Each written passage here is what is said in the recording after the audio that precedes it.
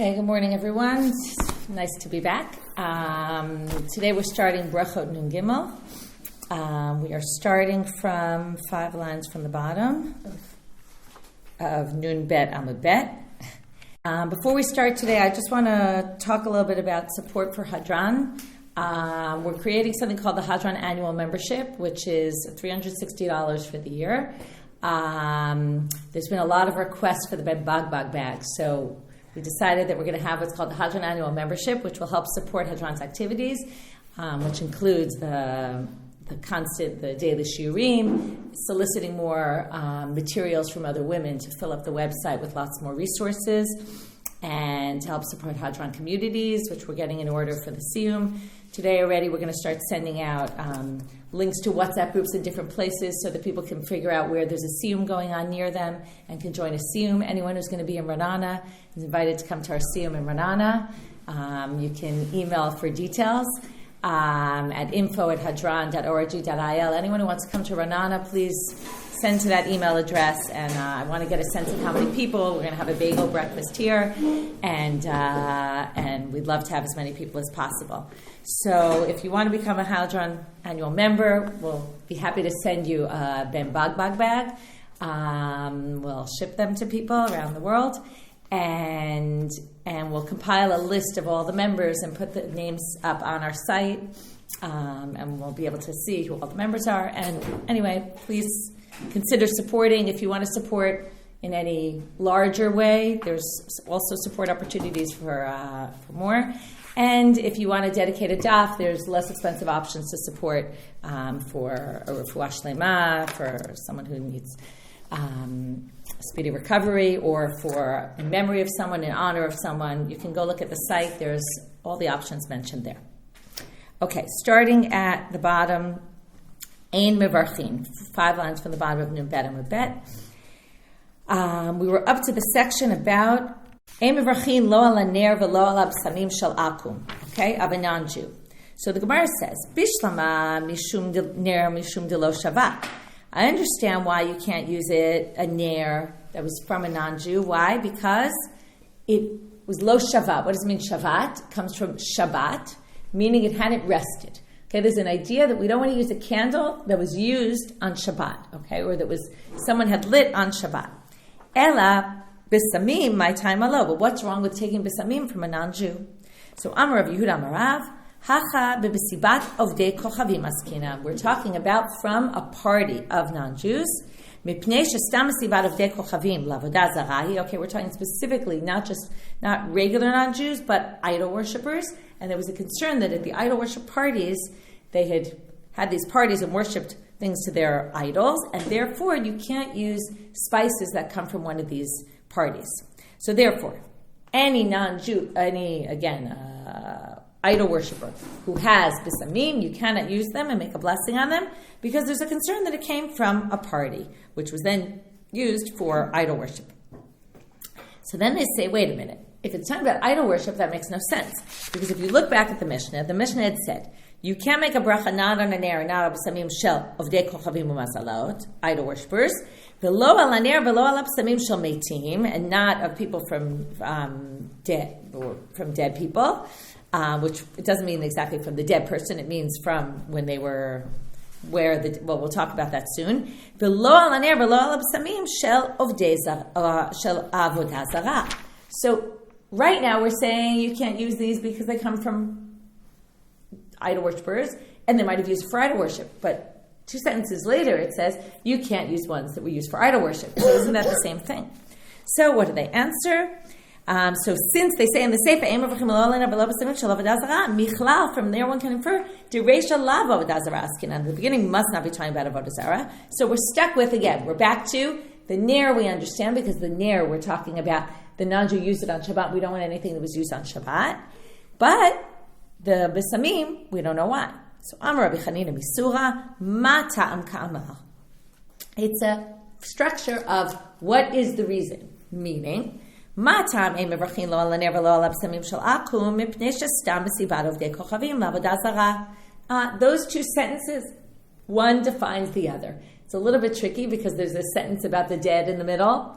But you have to view it as you can't do this and you can't do that. And then there's sentence A, B, and C. Sentence A is the halacha. Sentence B is another halacha. Sentence C comes to explain why sentence A. So it really has to do with idol worship. They're saying you can't use it from idol worshipers because it might be from idol worship. Okay, it's a little bit complicated because of the big team sentence in the middle. But that's the explanation they bring. Okay, now we're going to talk more about this Ner Shavat. Tanu Rabbanan. Have you ever heard the phrase Ner Shabbat? Okay, the main time we use this phrase is there's a minhag, and it connects a little with what we're talking about on Yom Kippur. Does everybody know on Motzei Yom Kippur, you're supposed to, when you say Borei Merei Ha'esh, normally, okay, maybe we should go back and talk about why we say Borei Merei Ha'esh. Okay, the reason we make a bracha on the candle in Havdalah, right? Havdalah has 4 blessings. We saw this before. Right? You make a bracha on the candle, you make a bracha on the besamim, you make a bracha on wine, and you make a bracha on Havdalah, which is the actual separation, and there was a whole discussion of the order and all that. But what's the question here? The why the candle? Because there was a tradition that on Motzei Shabbat all of a sudden it got dark and Adam HaRishon didn't know what to do, and he basically took 2 stones and figured out how to make a fire. And because of that, we thank God for creating fire. Now, there's a bit of a question. What do you mean? Man created fire, not God. People explain, well, God created the potential for man to create fire, right? And that when man creates, it's within all the things that God gave us. And therefore, right, because it was created, so now you can see also why there's this idea that we don't want to use a candle that was being used on Shabbat, because it's kind of remembering the fact that the light was created, that fire was created on Motzei Shabbat. But there's also other reasons, and even on, right, normally a holiday ends, we don't use a candle, but on Motzei Yom Kippur we do, because it's called Shabbat Shabbaton, and there's reasons why they say use a candle, even if it's not on Motzei Shabbat. But the candle that you use is a candle that was burning from before Yom Kippur started. Okay, that's the way when we call a Ner Shabbat in our terminology, usually that's what we mean. We use a Ner Shabbat, right? Motzei Shabbat, we light a new candle. But on Yom Kippur, there's a minhag to use a candle that was lit from before Shabbat. Okay, and that's called Ner Shabbat. Now, both of these are really Ner Shabbat according to our Gemara. Because our Gemara, what is a Ner Shabbat? It's a Ner that wasn't lit on Shabbat. So either it was lit before Shabbat, or you light it after Shabbat. Okay, so now they say. So this Ner Shabbat. So I'm looking at the bottom of Nun Bet Amud Bet, the last line. Tanu Rabbanan. Or Shabbat mevarchin alav. V'shelo Shabbat ein mevarchin alav. If you have a candle, after Shabbat, they have been used on Shabbat, you cannot make a bracha on. So my Shabbat or my lo Shabbat. So what is, or maybe just read my lo Shabbat. What does it mean, lo Shabbat? So inema lo Shabbat machmat melacha afilu mi melacha dehetera. What if you were allowed to light a candle on Shabbat? Right? There's certain cases where we allow dispensations and things that you're not normally supposed to do, you're allowed to do. So if you had a candle that you lit beheter, you were allowed to. Does it mean Ner Shelo Shabbat? Is it only something that was lit against the law, or is it anything that was lit at all? So if you want to say it's just, right, that it was forbidden to do, but if you did it in a permitted way, you'd be allowed to. V'hatanya, doesn't it say, the opposite, even mimalacha dehetera. If you want to say it includes, even if it was lit because you were allowed to light it, you still can't make a bracha on it. V'hatanya, Braita says, or shel chaya v'shel chole. If you lit a candle, and these are cases where you're allowed, for a pregnant woman or for a sick person, there's all different categories of sick, we'll get into all this stuff on Shabbat, mivarchin alav, you're allowed to make a bracha on that. So there you see, if it was beheter, it's allowed. So Amar Rav Nachman bar Yitzchak, my Shavat. So what does it mean then? Sheshavat machmat melechet avera. It has to be that it wasn't used against the law. Okay, meaning, right, that it was forbidden. Tanya nami hachi, and here's another source. Ashashit shaita doleket v'olechet kol hayom kulo. This goes back to what I said about Yom Kippur. If it was lit from before Shabbat, okay, and it was lit all day long, which, by the way, was very rare in those days because they didn't like to waste things, right? So they wouldn't leave it. You wouldn't need it all day long, so they generally wouldn't light something that was going to last all Shabbat. So, kol yom kulo what's lemashala? Motzei Shabbat mibrachin aleha. Okay, on Motzei Shabbat you can make a bracha on this. Tanu Rabbanan, new Braita. Nochri shelik mi Yisrael, Yisrael shelik mi nochri. Okay, now we're going to have a whole interesting sugya about the significance of transferring fire from one to another. Okay, we always talk about this image of the transferring fire. It's like teaching Torah where you don't lose by giving to somebody else, right? Where you transfer other things, you might lose out. But here, right, everybody gains. But now we're going to talk about the nature of what do they have still from the first person? How much of an interrelationship is there between it? You can see now, because if a Nochri, let's say, lights a candle from a Yisrael, or Yisrael lights a candle from a Nochri, mivrachin alav. You can make a bracha on it. You might think, well, if I lit my candle from the Nochri and he lit it on Shabbat, then it would be a problem because my candle is made up of a candle that was lit from before Shabbat. But it says you can do this.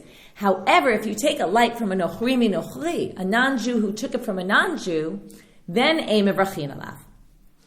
Notice here, by the way, they're using the term Nochri, any non-Jew, because we're talking about Malach on Shabbat, versus earlier we were talking about idol worshippers specifically, because that was related to idol worship, not any non-Jew.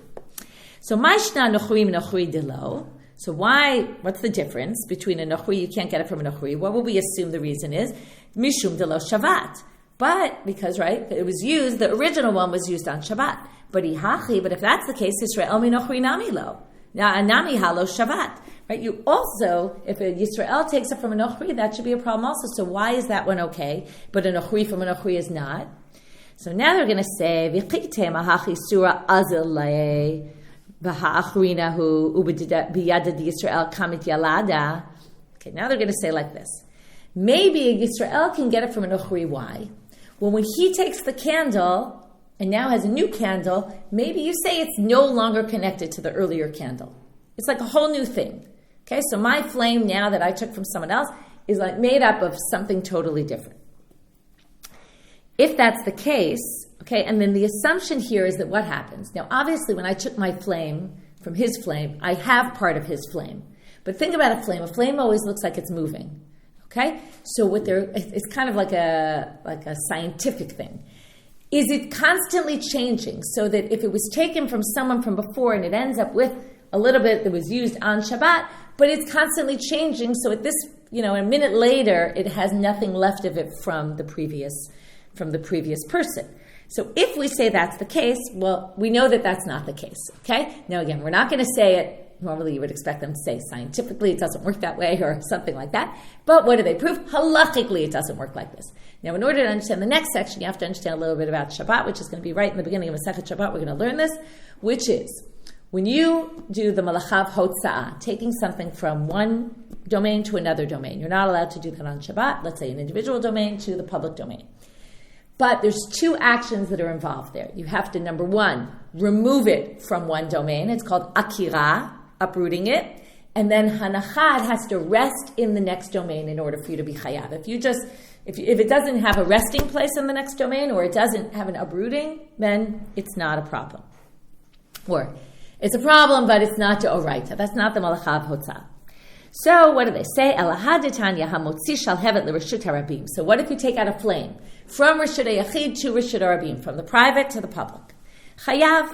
Now, theoretically, if we say the flame is constantly changing, amai chayav. Masha akar lo hiniachu, masha hiniach lo akar. If the flame changes all the time, then what you took out of one domain is actually different when it gets to the next domain. And therefore, you shouldn't actually be chayav, again on a d'oraita level at least, and therefore, la'olam de'isura nami ite. Really, it still has part of the old in it, okay? You can't say it's entirely not, because then this case of hotza'ah wouldn't be an issue. It must be that it still retains some of its original elements. So now we're left with, you can light a candle, you can make a bracha on a candle after Shabbat, right, on this Havdalah bracha. You can make a bracha on it, even if you took it from a non-Jew, as long as the Jew took it from a non-Jew, because even though it still has a little bit of the other element, they're going to say, V'chi kamevarech atosefta dehatera kamevarech. When you make your bracha, your intent is on the new element of it, and not the old part that was flipped from before Shabbat. Well, we're still left with our original question, which is, what's the difference then? Why, if a Nochri takes a light from a Nochri, hachi, Nochri, Nochri, nami, it should be also allowed. So what does the Gemara say? Well, inachinami. Inachinami means, in fact, you're right. Really, a Nochri could light a candle from a Nochri after Shabbat. This would be considered something new, because you would be making a bracha on the new part. However, we saw it was forbidden, so why do we say you can't make a bracha on it? Well, it's a gzera. Gzera mishum nochri rishon va'amud rishon. Okay, gzera means, right, they made a decree that it's forbidden. Why? Because we're worried that you might think that you can make a bracha on the part that was from the Nochri Rishon, and as maybe if you take a candle from a Nochri, that took it from a Nochri, a non-Jew took it from a non-Jew, you might think it's okay to make it on with the original, on the first Nochris, and you might think that you can make it on, remember we talked about there's two elements to it, so you might think that you could actually make the blessing on the part of you could have intent that it's on the part of the flame that was lit from before. And we don't want you to think that, so Nochri from Nochri they forbade. Okay, as a way of kind of making sure we don't make any mistakes. Tanu Rabbanan, another braita. Hayam halech chutz lakrach. Let's say you're out in another place. Berakhot or. Okay, now you go into another city and you see a light, but you don't really know who these people are. You don't know if it came from a Jew or from a non-Jew. So now we get to basic laws, which are going to come up all over the Gemara, which is issues of rov, majority, and assumptions that we can make. Can we make an assumption that it came from a Jew, or can we make an assumption that it came from a non-Jew? So, im rov nochrim, if the majority of the people in that city are non-Jews, ain't no mevarech, then you can't, because you can assume it was a light that was lit from before from Shabbat. Im Rav Yisrael mevarech, but if it's mostly Jews there, then you can make the bracha. So now they say hagufa kashya, but notice what it said here. It said if it's 51% non-Jews, then no. 51% Jews, then yes. What about 50-50? So they're going to say hagufa kashya. This seems to contradict itself because amarta im rov nochrim eino mevarech. Now what would be the assumption then? Ha mechza al mechza mevarech, but it was 50-50. You would be allowed to make a bracha. That would be the inference from the first part, right? If majority are non-Jews, 51% non-Jews, you can't make a bracha. That implies 50% you could. V'hadar tani, but from the other line, it says, in Rov Yisrael mevarech, would seem to imply you need a majority of Jews in order to make the bracha, which would say, ha-mechza al-mechza, if it was 50-50, eino mevarech. So what does the Gemara answer? B'dinu da'afilu mechza al-mechza nami mevarech. If it's 50-50, you can assume it came from a Jew and it's fine. The reason why they used majority in both cases is just to match it and have it from a literary perspective, match up. But really, 50-50, you can assume it's a Jew. Now we're going to see another interesting assumption. Tanu Rabbanan, hayam alech chutz lekach, v'ra'at tinok v'avuka biyado. So you see a young child walking with a flame. Bodek acharav im Yisrael hu mevarech, im nochri hu eino mevarech. So you check out, is this a Jewish child or a non-Jewish child? If he's Jewish, you can use it. If non-Jewish, you can't. So now they say that's a very strange thing. My iriya tinok. Why did they specifically give a case of a tinok, of a kid? You could have easily brought a case of a gadol, a filu gadol nami, right? It would be the same thing. You see a man walking on the street, or a woman walking on the street with a flame, ask them who they are. Why did you say specifically tinok?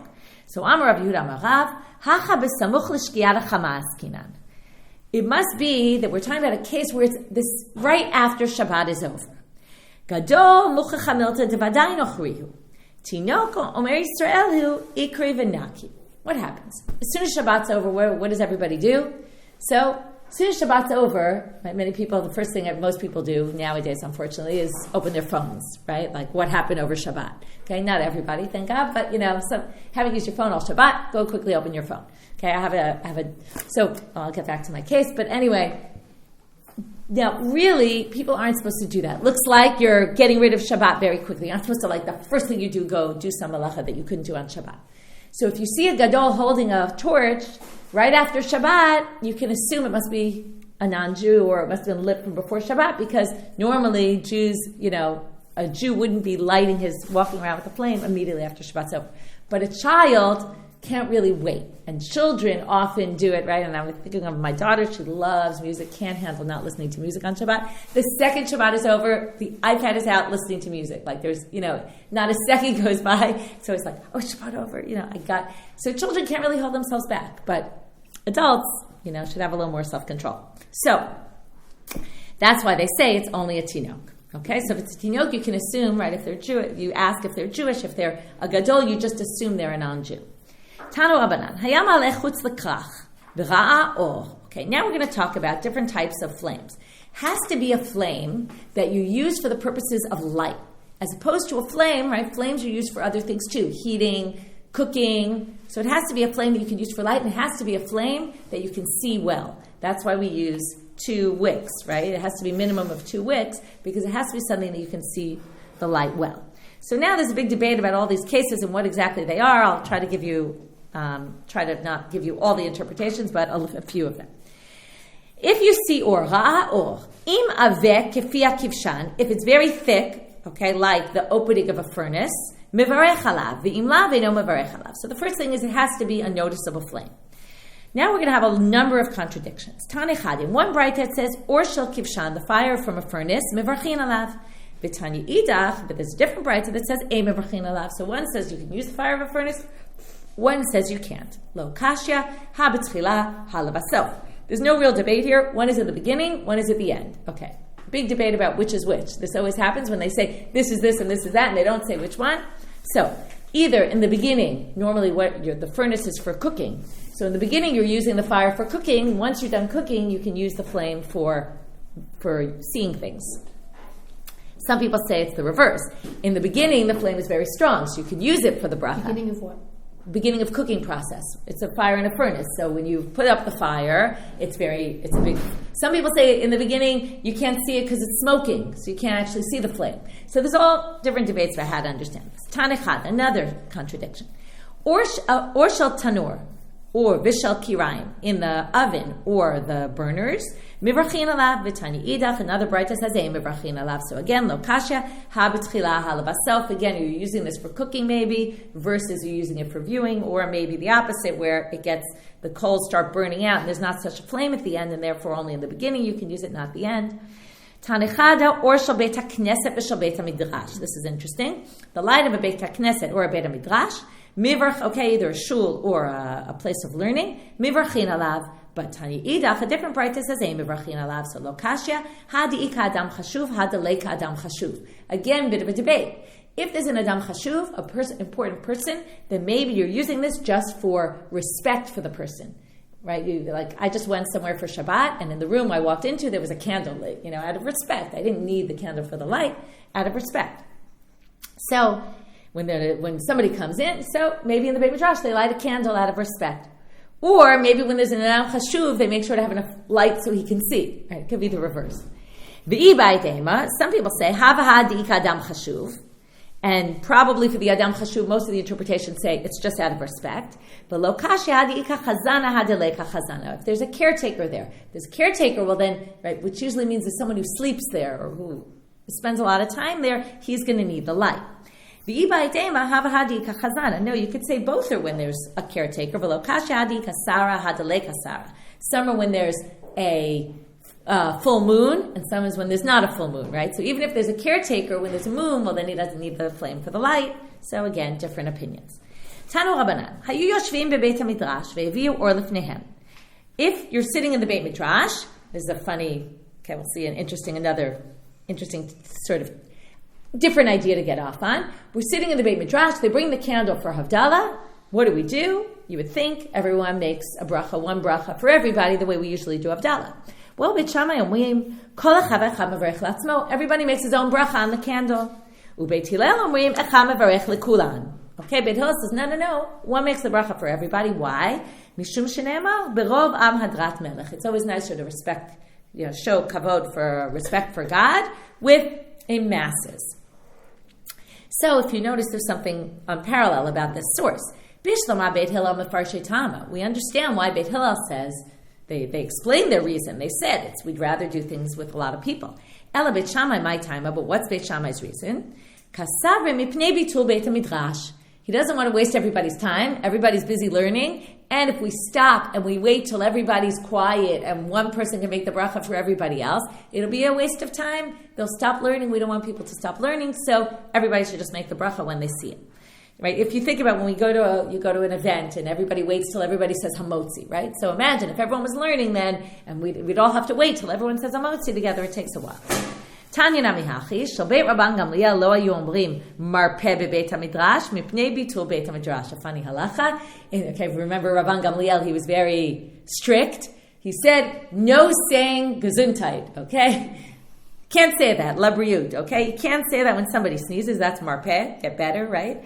Can't say that in the Beit Midrash because of Bitul Beit HaMidrash, because it's going to stop you from learning and it's a distraction, so not allowed to do that in the Beit Midrash. Okay, moving on to the next sentence in the Mishnah. Okay, what were these candles and besamim of metim? They would put it out when there was a dead body. My taima ner lekavod hu davida. Besamim lavur recha hu davida. The candle is not used for light; it's used for respect. And the besamim are not used for smell; they're used to take away a bad smell. There's a difference between using besamim for to have a nice smell versus using besamim to take away a bad smell. That's kind of just neutralizing. That you can't make a bracha. Am Rav Yehuda Marav. Kol shemotzi'in lefanav bayom u'balayla ein mevarchin alav, v'chol she'ein motzi'in lefanav ela balayla mevarchin alav. He says, well, it really depends.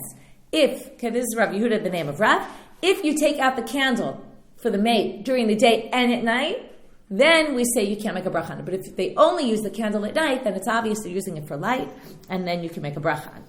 Am Rav Huna. Misamim shel beit hakisei. Okay, if you put spices in the bathroom area, again, what's that for? To take away the smell, you can't make a blessing on it. V'shemen ha'asoi la'avir tazuama. If you have oil, like scented oils that are also meant to take away bad smells, body odors, ein mevarchin alav. So now they say, Lemem, are you trying to say the kol hechad alav l'recha v'ida lo mevarchin alave? Anytime you have spices that are not meant for people to smell them, you don't make a bracha. Meitive, we have a contradiction. It says in the following source, Hanichnas l'chanuto shel bosim. If you walk into a perfumer, what do you call it? A perfumery? A merchant of fragrant spices. Okay, yeah, but a perfumery, right? Okay. You walk into a perfumery, v'heiriach reach, afilu yashav sham kol hayom kulo eino mevarech ela pam achat. The question is, how many times do you have to make a bracha when you walk into the store? So if you walk in and you spend all day there, you make one bracha upon walking in, and that's it. Okay, now the assumption is when you're going into that store, you're not going to smell, you're going to buy. So again, we're going to have this question, well, if you're not going to smell, why are you making a bracha on it? Nichnas v'yatza, but if you go in and out multiple times during the day, mevarech al kol pam v'pam, you make a bracha every single time you walk in. V'ha and here, delav l'recha hu davide v'kam mevarech, and yet you're making a bracha. So what did they say? In l'recha nami hu davida, you're actually, no, you walk into a perfumery, you actually want to smell the smell, right? You think about when you walk into a department store and they start spraying you with perfume, right? Yes, you're trying to buy it, but you also want the smell. Or people like me who don't like it and stay far away from it. But yeah. So, kihechi dinirchu inshe, v'netu benaz b'mineh. You want to smell it so that you can decide whether or not you want to buy it. Tano Rabbanan. Hayam halech chutz lekrach. We keep having these situations. You go outside the city, v'heriach reach, and you smell a smell and you don't know where it's coming from. Im rov ovdei kochavim eno mevarech. Okay, this reminds me of when I was in the Far East, and everywhere you go, you smell these people burning incense, and they're actually burning incense for avodah zarah purposes. So if you smell something like that, you certainly don't make a bracha on that. But in Rov Yisrael, if the majority of the people there are Yisrael, then you mevarech. Okay, you ready for this line? Prepare yourselves. Rabbi Yossi Omer, afilu Rov Yisrael nami eno mevarech. Even if it's majority of Jews in the city, you don't make a bracha. Why? Mipnei shebenot Yisrael mekatrot likshafim. Because Jewish girls burn incense for magic purposes. Whoa, that's a really crazy line, okay? Sounds like Jewish girls are up to no good, okay? And that they're using things for magic, and it almost sounds like it's avodah zarah, right? But it's not really perceived as avodah zarah, okay? The assumption here is that it's not a negative thing. It's that, again, what's the purpose of the smell? Is the purpose of the smell to be smelling, or is the purpose of the smell to have a function? Now, what was the function? We think shafim sounds a little like a negative word. No, they were trying to get rid of evil spirits. Okay, it was something they did. They burned this incense to get rid of evil spirits. So first of all, not to get too worried about these B'nai Yisrael, okay? Number one, we'll see in a second reason not to get too worried, but number one, they were doing this because they believed that there were these evil spirits that we've seen a bunch of times, and they were putting up this incense in order to get rid of the evil smell. And again, you shouldn't make a bracha on that. So then they say, wait a minute. Atu kulu likshafim mekatan? What do you mean? You think most of the B'nai Yisrael are doing this for kshafim? No. Only a minority of them were doing it. So why should that be a factor? So again, if you go to a city where it's mostly Jews, we said you can assume it's that, but why would we assume that's not the majority? So what did they say? Well, havele miuta likshafim umiuta nami legamer hakelim. You have a certain, right, let's say 30% of the smell of this is usually girls who are doing this or women who are doing this for get rid of evil spirits. 30% you're doing it, I'm just throwing random numbers, for taking the bad smell out of the clothing. Now you're already up to 60%, right? So now we have a majority. Between these two minorities, we end up with a majority. Eshekach ruba, so we end up with a rov de l'rechav. V'chol ruba de l'lav l'rechav, and we have a majority now that's not meant for smell, and therefore lo mevarech. Am Rabbi Chia bar Abba, Am Rabbi Yochanan, Hamalech ba'arvei Shabbatot b'Tveria, u'b'motzei Shabbatot b'Tzipori, ve'riach reach, eino mevarech mipnei shechazkato eino asoi ela legamer bo et hakelim. Now we get to, again, subjective, which is, there's certain cities where it was known. Okay, in Tveria, it's interesting. In Tveria, on Erev Shabbat, they would do this, and on Tzipori, in Motzei Shabbat, they would put these spices with their clothes to make their clothes smell better. I was thinking, right, when do people mainly clean their houses? Before Shabbat and after Shabbat, right? Those are like the main times your house is either super, right, from all the clothes they wore on Shabbat, right, or the clothes before Shabbat. So each place had a different custom, and therefore it affects the halacha. Because if you go and you have a smell, you smell that smell of besamim, if it's the day that they're normally doing their clothes, then you don't make a bracha on it. But if it's not, then you can make a bracha because you can assume it came from someone who's trying to use them for smell. Tanu Habanan, Hayam alech b'shuk shel akum. If you're walking through, okay, you're in the Far East and you walk through the shuk and there's these very strong smells from idol worship. So if you try to smell them because you enjoy the smell, well, you're a chotei. Okay, this is a bad thing because it's for idol worship. Now we're going to have a whole debate about, there's an idea that you have to benefit from the candle. Okay, it says in the Mishnah, Ein mevarchin al haner ad sheye'otu le'oro. Okay, this is why if you know people put their fingers up against the flame and they look at their fingers right before they make the bracha, this comes from here. You can't make a bracha on the candle until you actually benefit from the light. Now, obviously, we all know that we make Havdalah sometimes with a huge group, and you don't actually see the light, right? The light of the flame doesn't necessarily help you, right? This is why some people close the lights at Havdalah so that you actually use the light from the flame to see. So we're going to see there's a big debate about this, and this is why we have both approaches. Amar Rav Yudah Amar Rav. Lo ye'otu mamash. This doesn't mean literally that you actually have to be able to benefit from the light. Ela kol she'ilu omei bekarov u'mishtamesh le'ora v'afilu b'richuk makom. It has to be enough of a candle that if you were standing close, and this is why if we're in a big group, if you were standing close, you'd be able to benefit from the light. And that's why, again, we use a thicker candle than usual, right? It has to be 2 wicks. But even if you're from a distance, V'chein amar Rav Ashi b'richuk makom shaninu. Rav Ashi says also you can be far away. Meitive, but now they bring a source that contradicts.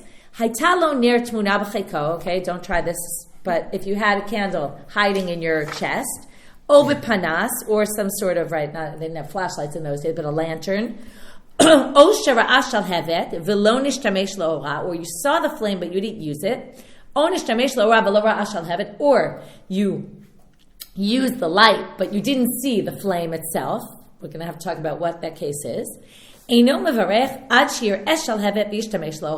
to actually see the flame and use it. So this seems to contradict what we just said, that you don't actually, right, as long as there is a flame, even if you can't actually benefit from it, right, it would be okay. So first they say, I could see that you use the flame, the light, but you don't see the flame. How could that be? Right? If you're in a corner, right, so you're standing in the corner, around the corner is the light. You can't see the actual flame, but you see the light. I think about my street. It's one of these, when you turn the corner, it's so much easier to drive at night because you can see the headlights from the other cars coming. And I live in a U-shaped street, so when you're turning inside them, you can't actually see a car coming when you're turning the corner. But when it's nighttime, you see the headlights, you can see the reflection. So here, that would be the case. What's the only case if you see the flame but you can't use it? Lav de merchaka, isn't that you're far away? And then if you're far away, what did we just say? You can make a bracha. And according to this source, you can't make a bracha in that case. So they're saying, no, that's not the situation. Seeing the flame and not being able to actually use it is kigon de amya va'azla. It's that the flame is starting to go out. It means it's just not a strong flame anymore. Tanu Rabbanan, if we're already talking about this concept of Amya, where they start to go out, we're going to bring up another source about that. Tanu Rabbanan, Gechalim lo chashot, if they're coals that are, what's the word they use? Smoking, okay. Mivrachin alehen. But omimot, now those who don't have the text in front of them, before Amya was with an ayin, this is omimot with an aleph. I don't have a good accent, but you can tell the difference between my alephs and my ayin, so I'm telling you. Omimot, if with an aleph, ein mivrachin alehem. So the difference between lo chashot means they're kind of smoking up and they're very fiery. Omimot is they're already starting to go out. So hechi dami lo chashot, Amar Rav Chisda, what does it mean lo chashot? Kol she'ilu machnis litocham kesam v'doleke me'eleha. If you put a toothpick or a twig in, it would go on fire. That's lo chashot. Ibayilahu, now they asked a question, omimot or omimot? Okay, they asked the question, is it with an aleph or with an ayin? So Tashma, they say, let's learn it from here. Amar Rav Chisda bar Avdimi, and they quote a pasuk from Yechezkel, Arazim lo amamuhu began Elohim, and it said they're with an ayin. So it must be with an ayin, not with an aleph. That was all the source that said, the side that says, you don't actually have to benefit from the light. It just has to be something that potentially you could benefit from. The Rava Amar ye'otu mamash. Rava says, you actually have to see it. Vikama. Amar Ula, how bright does it have to be? This is going to be like in the beginning of the Masechet, Kriyat Shema. From when can you say Kriyat Shema? When you can distinguish between white and tchelet, between green and blue. So Amar Ula, Kadesh Yakir Ben Isar Lepunyon. 2 different coins. Okay, now coins, we all know, if you have 2 coins, to be able to tell the difference, you need a decent amount of light. We're back to Tveria and Tzipori, because those were cities where people lived. They were big centers then. If you had these weights, they each had different weights that they used, and if you could tell the difference between them, that would be the amount of light you need. Rabbi Yehuda mevarech adbei ada daila, Rabbi mevarech adbei guria bar chama, and Abai mevarech adbei baravua. Each of these people used a light from somebody else's house. There's a debate about are they all from a distance? Now, it's hard to say that because Rava, right? It kind of sounds like they used someone else's light, which means it was far away. The problem is that Rava's in the middle there, and Rava's the one who says you actually have to benefit from the light. So some people say the first and the last cases are far away, and the middle case, he was close. It doesn't. And this is a good example where they gave an example that probably everybody knew where these houses were and where everybody lived, and it meant something to them, and we obviously don't know. Amar Rav Yehuda Amar Rav. Ein mechazrin ala orka derech shemechazrin ala mitzvot. Generally, when you have a mitzvah to do, if you don't have, let's say, bread for Shabbat, you try to find from somebody else, or wine, right? You try to find. But in this case, if you don't have a flame, you don't have to go looking for one. Amar Rabbi Zera mireish hava ma'adrana. And originally, I used to try to make sure to find one. Kevan d'shaman alahad Amar Rabbi Yehuda Amar Rav. But once I heard what he said, that I don't really need to, ananami lo mahadrana. So then I stopped. But if I kind of happened upon one, then I would. It's interesting. You would think candles were basic needs, but some people were really poor and couldn't afford candles, so then you don't have to do it. Okay, now we're back to Misha Achal. Okay, going back to the Mishnah. Okay, now we're talking about someone who forgets to say Birkat Hamazon. Okay, so he eats, shachach, he forgot, lo berech, and then he leaves the place. So Beit Shammai says you have to go back, Beit Hillel says you don't. Okay, get to one of a very famous concept here, or line, we'll see, we'll like a Beit Shammai. Amar Avzivi, Tamer of Dimi Barabai, Machloket b'shachach. This is only if you forgot. Aval b'mezid, divrei kol yachzor lam kamo bivrech. Everyone agrees that if you on purpose left and didn't bench, then you'd have to go back. So the Gemara says, Pshita, isn't that obvious? V'shachachtan, it says, if you forgot. So obviously it means only if you forgot. Why are you trying to, think otherwise? So they say, Ma'u detemahu adin afilu b'mezid. You might have thought, even if you did it intentionally, well then why did it say shachach? Well, had katana v'shachach, lo diacha kochan de Beit Shammai. You might have thought, the Beit Shammai is saying, even if you forgot, you have to go back. But then, you would say, Mezid, they would both say, in other words, Beit Shammai would say you'd have to go back, Mezid, and Beit Hillel would say you don't have to go back. But Kamash Malan comes teach us that no, even Beit Hillel thinks you have to go back. Tanya, Amru lahem Beit Hillel Beit Shammai. So now we're going to have a discussion. Beit Hillel says to them, L'divrechem, Misha achal b'rosh habira v'shachach v'yarav v'lo berech yachzor l'rosh habira v'yivarech. Are you trying to say if somebody ate at this house, it sounds to me like a house at the top of the hill. Okay? And then he leaves and he goes back up. You're going to make him trek all the way back up to the top of the hill to make the bracha? Amru lahem Beit Shammai leBeit Hillel. Here comes the great line, okay? Lidivrechem, according to you then, Misha shachach arnaki berosh habira lo ya'levi yitzlena. If you left your wallet up at the top of that mountain, would you go back and get it? Absolutely. So, lichvod atzmohu oleh, lichvod shamayim lo kol sheken, right? If you're going to go up for your wallet, all the more so you should go up for God. Hanu trei talmidei, chad avi b'shogeg kibet shamay, be'eshkach arnaka dedava. We're now going to have one of these sigis where they say, you get rewarded if you do the right thing. So there were these two students, and one did b'shogeg like Beit Shamayim forgot, and he went back and he found a wallet full of gold. Bechad avi b'mezi kibet Hillel, and one did on purpose and then held like Beit Hillel that you don't have to go back, even though Beit Hillel didn't think that, but right, according to the way we understood it anyway, va'achla aryeh, and then he got eaten up by a lion. Okay, again, this is scare tactics that they use to kind of scare you. Now, what's interesting about this is this reminds us of the beginning of the Masechet when we had Beit Shammai, and we said Rabbi Tarfon. Remember, he lied down on the street at nighttime, and they said to him, "You endangered yourself to do like Beit Shammai, and you should have been killed." And theoretically, we hold like Beit Hillel. So why are we saying this is like the opposite of that? Dafka, you're going to get rewarded if you do like Beit Shammai. So it's interesting. My theory is just that they were so taken by his answer and the concept that, of course, you have to go back. Like, how could you not respect God? It has to do with respect for God, and therefore you should really hold like Beit Shammai. Anyway, Rabbi Bar Chana have a ka'azah b'shayarata. We're going to have more stories. This is a great story. He was in a caravan. They were traveling. Achal ve'eshtele v'lo barich. So he ate, and then he forgot, and he didn't make a bracha. Amar hechi yavid. Now he said, oh no. He's in this caravan with all these people. Now you want to, right? Can you imagine telling the driver you have to go back? This happened to me once. We stopped at a bathroom somewhere. My sunglasses fell off my head. I was helping one of my kids with the bathroom. It fell off my head, and we continued driving. And then I was like, oh my God, I got to go back. I can't function without my sunglasses. And then, it was just for our family, but I was scared. The drivers, again, in the Far East were like, whatever. In the end, we convinced him that he should come back and he should get it for me.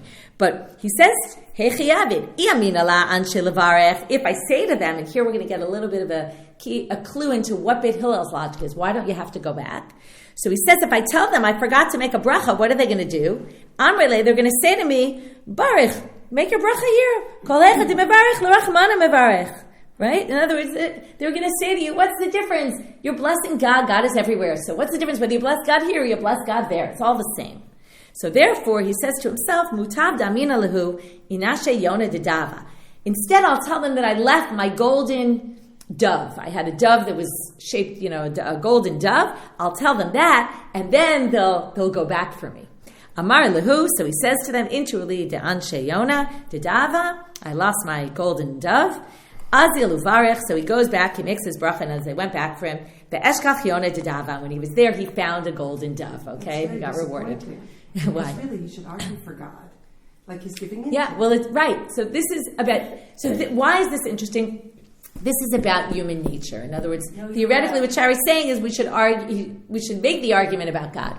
The problem is that not everybody cares that much about it, and therefore, if you're going to convince people, you're going to. And also, they had a logical answer, which is yes, ideally you should go back, but we're on our way to somewhere. You're going to inconvenience all of us. Okay. I mean, you have to also deal with the fact you did inconvenience everybody. And anyway, okay. Umayshna, once we're talking about a dove, Umayshna Yonah de Mitzale Knesset Yisrael Yonah. Why are the Jewish people compared to a dove? Dichtiv Kampei Yonah Nechpe Bekesef Evrotah Biyarakrak Charutz. It's a pasuk that compares us to a dove.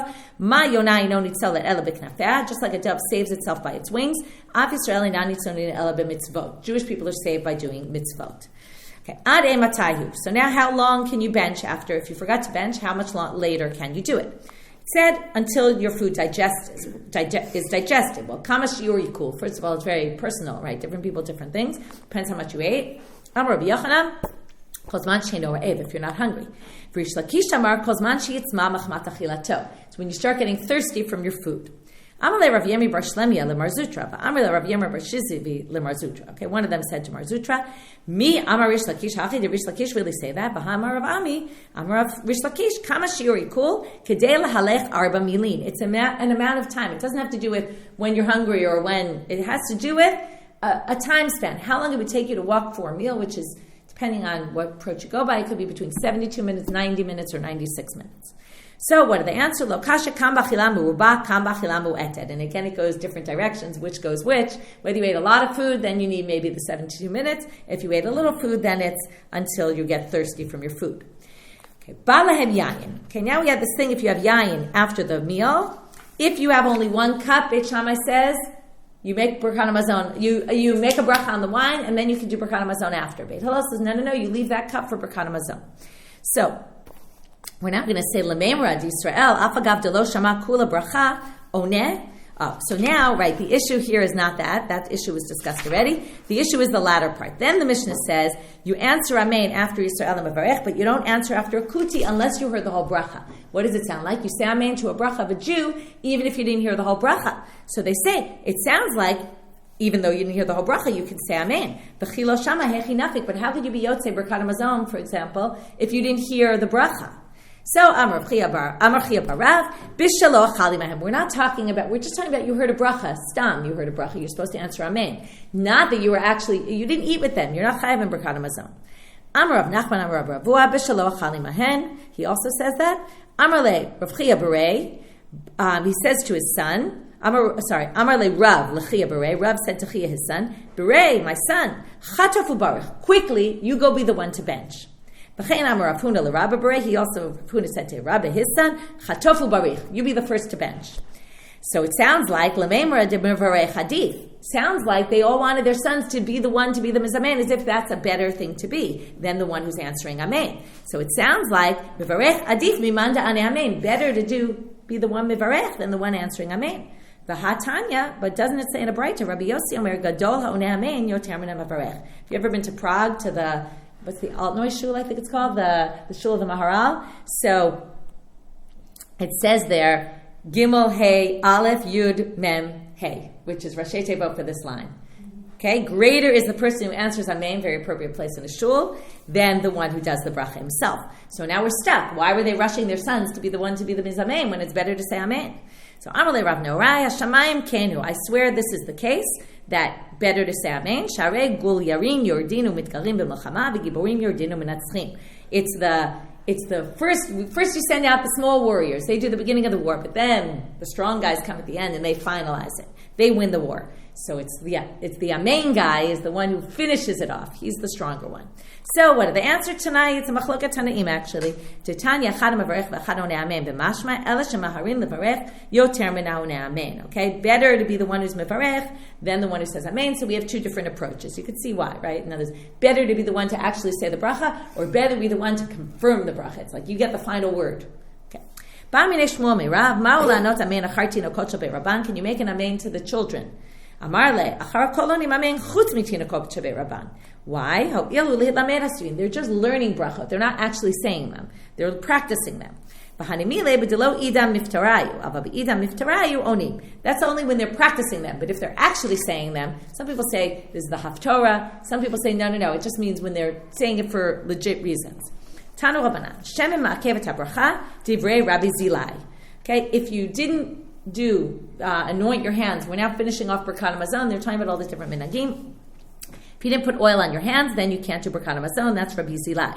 Rabbi Zivai Omer, you can see there's going to be a play on words on these names. Eino ma'akev. No, it's fine. Rabbi Acha Omer, Shemen Tov ma'akev. If you have good, right, you need good shemen. Rabbi Zuhamai Omer, Kashem shemezuham pasul avera, kach yadayim mezuhamot pasulo lebracha.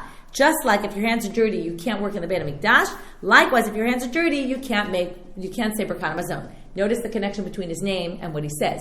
Zuama, he's talking about Zuama, dirt, right, and like discussing things, and his name is Rabbi Zehumayu. He was known by this statement, basically. I'm Rav Nachman Bar Yitzchak, and now we're going to make a joke about the names. Ana lo zilai, velo zivai, velo zuamai yadana. I don't know about this guy or that guy. Never heard them before, but elamanita yadana. But I know this comes in a braita. The Amar Rav Yehuda Amar Rav, Amar Lab Manita Tana, because Rav Yehuda says the name of Rav, and some people say it was in a braita. Vihit kadashtem elu mayim rishonim. Vayitem kedoshim. We're basically quoting this long pasuk from Vayikra about being from Parshat Kedoshim, about being sanctified. So they're going to darshan each part. Vihit kadashtem means mayim rishonim. Vayitem kedoshim elu mayim achronim. Ki kadosh zeh shemen ani Hashem Elokechem zo bracha. Okay, and they darshan these four things: mayim rishonim, mayim achronim, shemen, and Berakhot Hamazon. What's the connection to Kedusha? And with that, we're going to end this parak.